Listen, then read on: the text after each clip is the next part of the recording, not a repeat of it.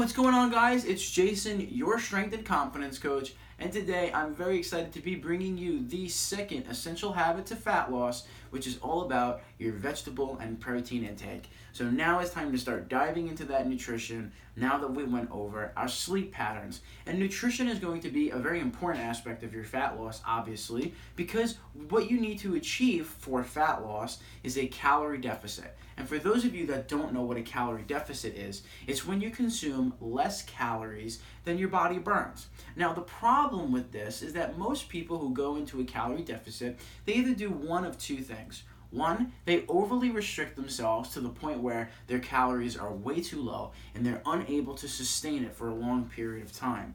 The second is that they go on a diet, a specific diet, that restricts certain foods in order to help you achieve a calorie deficit much easier.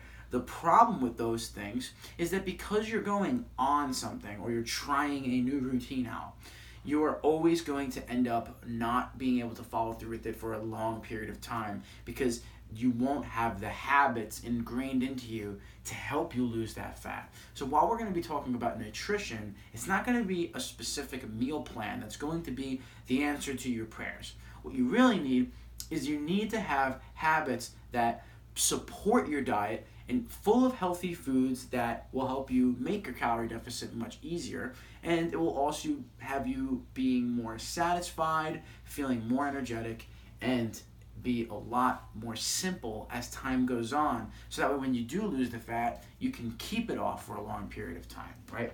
So how does vegetable and protein intake come into play with achieving our calorie deficit and achieving our fat loss, right? Because the reason why is that there's a high amount of satiation for a low amount of calories. Think about broccoli. You can eat a big bag of broccoli for 80 calories, but one Reese's peanut butter cup is 105 calories. What's gonna fill up your stomach more? What's going to serve your purpose more? The Reese's peanut butter cup or the broccoli? While you can have Reese's and ice cream and all of these fun foods in your diet sometimes, and you can absolutely get away with being in a calorie deficit and eating junk food. But imagine you were just eating junk food for 2,000 calories or whatever, and you're not going to be as satisfied as you would be if you were to have, let's say, some broccoli and a piece of steak, or some tofu and some green beans, like however you like to roll. The protein in vegetables, they're high satiating, low in calories. They'll also help you improve your recovery because of all of the muscle synthesis and protein synthesis that the protein is going to help provide for muscle growth. Muscle growth is very important because the more muscle that you have, the faster your metabolism is. As far as vegetables go, all those micronutrients are going to help you with your recovery. A big reason too is that more calories are burned through the thermic effect. The thermic effect is essentially your body burning a particular amount of calories while it's digesting food. So what's faster to digest? A big bag of broccoli, or a piece of steak, or a Reese's peanut butter cup, or a bowl of cereal, like carbohydrate cereal like Trix, or Captain Crunch. All that sugar, it digests really quickly. Your body doesn't really burn a lot of calories digesting it. But a steak and some broccoli, it's going to take many hours for your body to fully digest that. So it actually burns more calories while digesting these type of foods. It will also decrease your cravings, and the reason for that is because it's going to control your insulin levels a lot easier, and you're also going to be getting all of the nutrients you need, because we know that cravings come mainly from malnourishment. It comes from an instinctual habit of constantly eating sugar, let's say. And I know that there is many problems with people that can't lose fat and be in a calorie deficit because of their cravings. So when you start to focus more, instead of eating less sugary foods, you focus more on increasing your vegetable and protein intake, you're going to see a lot more success that way. We have here KISS. Keep it stupid simple as far as what kind of vegetables and protein that you have on a daily basis. Your vegetables, you can get any vegetable in the frozen food section.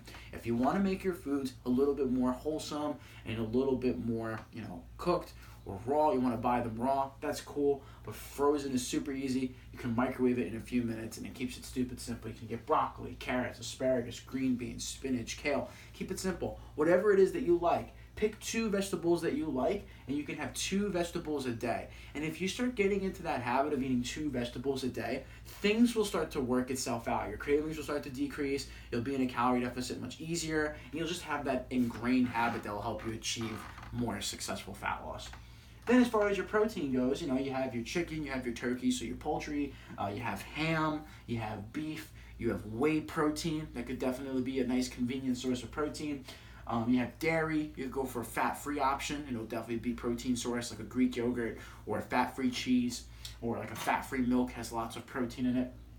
You can also get a vegan protein powder, brown rice protein, pea protein. If you're vegan, you can get tofu, tempeh. All of those things have protein, so there's no excuses, even if you don't eat meat. You don't need meat to get protein, but there definitely is a lot of protein in certain meat. As far as how much protein to eat, you want to go for about 1 gram of protein per pound of lean mass. Now, you've probably heard before about a gram of protein per pound of body weight, but if you're someone that's trying to lose 40, 50, even like 30 pounds of fat loss, you probably don't need all of that protein for that excess weight. If you are 200 pounds, 5'9", you don't need 200 grams of protein. You could definitely eat 200 grams of protein if you want, but you don't really need to. So you only really need about 1 gram per pound of lean body mass, or if you want to even just make it safe, you could do about 0.75 grams of protein per pound of body weight. So if you're 200 pounds, it would be more so around like 150 grams of protein could be like a good number to shoot for. But that's essentially it. You want to be able to just incorporate those things daily. So now that you know this information, let's figure out a way to apply it. What you're going to do is you're going to figure out one wholesome meal that you can have each day that is filled with a lot of protein and that's filled with a lot of vegetables. If you already have a meal like that, because I speak with people every day that they eat healthy at dinner time, but during the day, because they're so busy, they get a little bit scrapped for food. So figure out one meal that you can have during the day along with your healthy dinner. Now you just keep working on that, and you'll be able to have more meals throughout the day that are healthier for you. So that is going to be it for this video. I hope you guys enjoyed it, and I will speak to you on the 3rd essential habit.